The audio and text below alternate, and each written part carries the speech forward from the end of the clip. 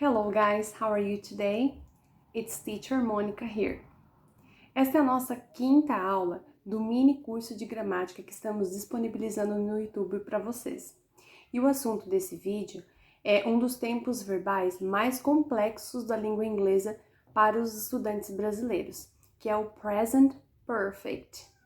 O Present Perfect ele é usado em 3 situações diferentes. E para a gente entender direitinho como é que ele funciona, nós vamos começar falando primeiro da estrutura dele. Para a gente formar o Present Perfect, nós vamos precisar do verbo have, como um auxiliar, e de um verbo principal no particípio passado.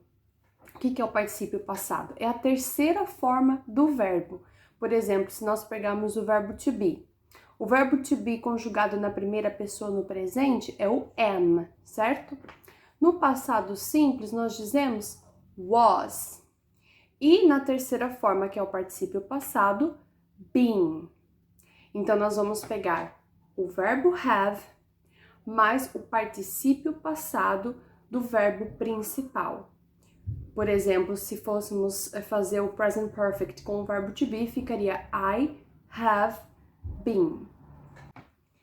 Ainda sobre o particípio passado, é importante nos atentarmos que, quando um verbo é regular, o passado simples e o passado particípio são iguais.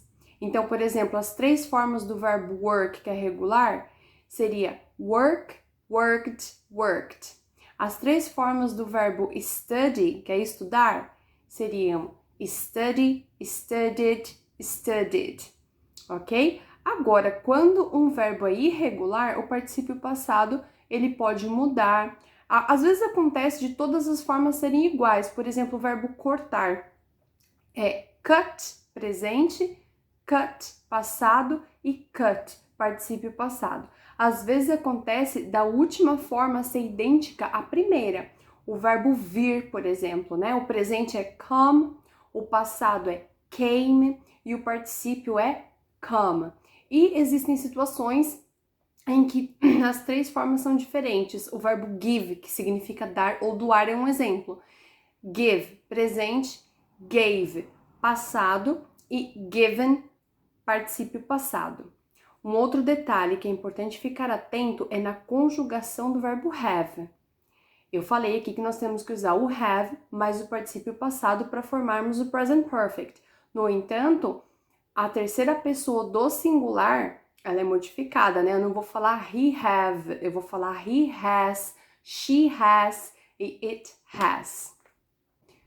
Vamos então entender os usos na prática deste tempo verbal. O primeiro dele é relativamente simples, porque ele pode ser comparado ao português. É possível até traduzirmos literalmente. A gente tem este uso na língua portuguesa. É quando nós relatamos uma ação que começou no passado e ela se estende até o momento presente.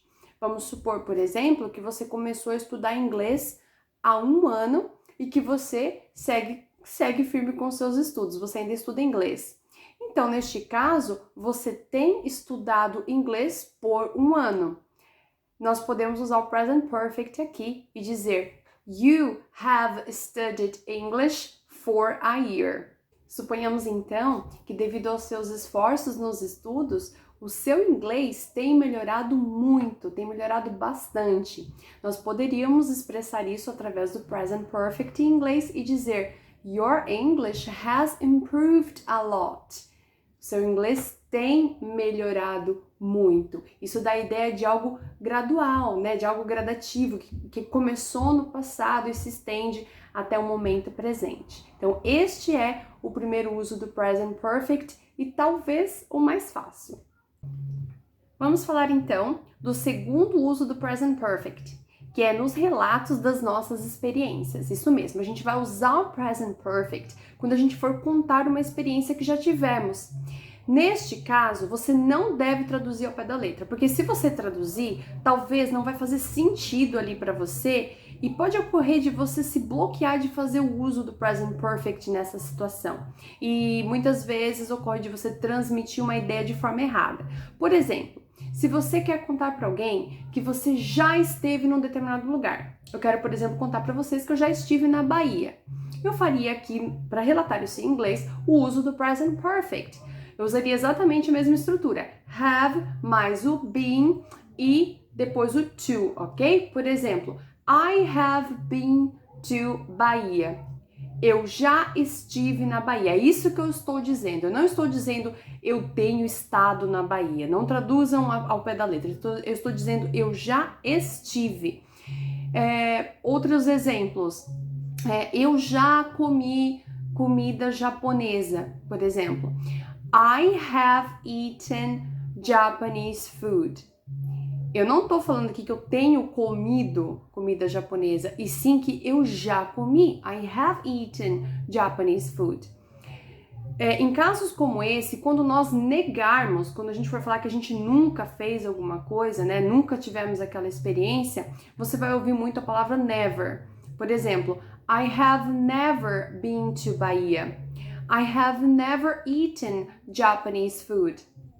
E na pergunta é muito comum você ouvir o ever. Por exemplo, have you ever been to Bahia? Have you ever eaten Japanese food? O ever aqui ele só dá ênfase mesmo, tá?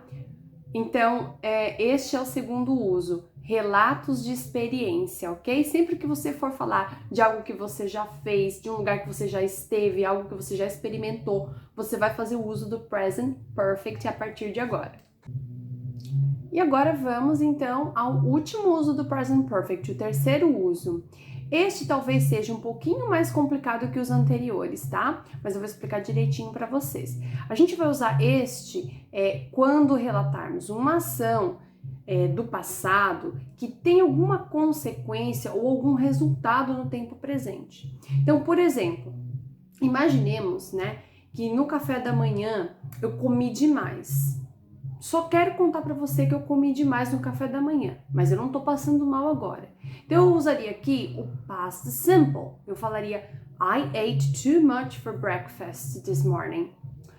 Agora, suponhamos que eu comi muito no café da manhã e eu ainda estou passando mal, eu ainda estou cheia.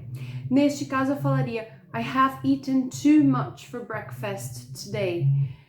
Neste caso, eu tô falando que eu comi demais no present perfect, mas eu ainda estou passando mal agora. Um outro exemplo. My uncle has gone to Scotland.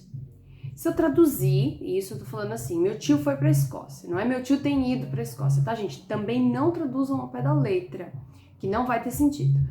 Meu tio foi pra Escócia. Mas qual a diferença de usar o has gone para went to Scotland, né? O passado simples.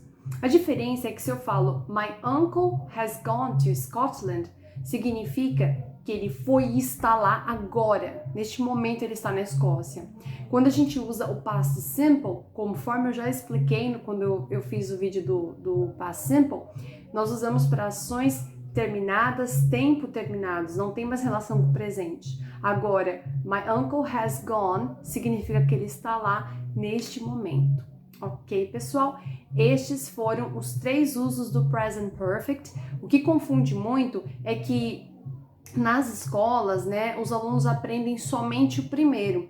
Então, quando eles se deparam com alguém falando sobre as experiências ou este uso, por exemplo, do has gone, os alunos ficam completamente confusos, eles não conseguem ter uma referência. Mas agora você já sabe que temos 3 usos do present perfect. Eu espero que vocês tenham gostado desse vídeo. Se vocês tiverem qualquer dúvida em relação a esse tempo verbal, deixem nos comentários. Não se esqueçam de se inscrever no nosso canal e compartilhar com seus amigos, ok, guys? Thank you very much and see you next time. Bye bye!